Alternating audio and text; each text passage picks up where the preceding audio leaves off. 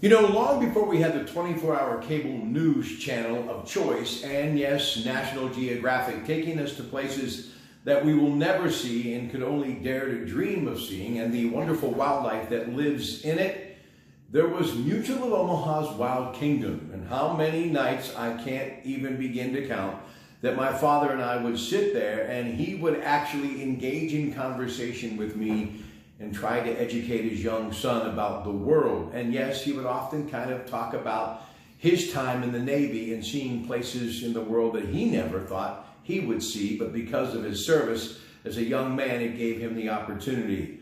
Those were wonderful nights with my father. And yes, turn the page and fast forward when he became a frequent guest on The Tonight Show starring the King, Johnny Carson.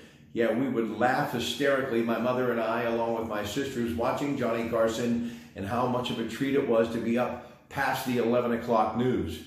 Jim Fowler, a true naturalist, but more importantly, a man that loved the world and everything in it. And he took us to places that we could only imagine and read about in books.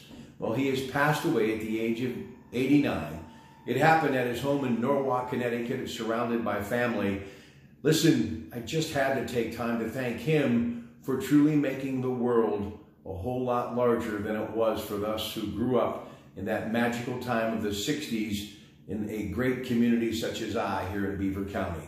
Thank you, Mr. Fowler. And for those who continue to be true naturalists and continue to preach the message of we all need to live in this world together and figure out what makes everything between the human element and the animal kingdom work cohesively, let's just remember the man that lit the torch and led the way was Jim Fowler.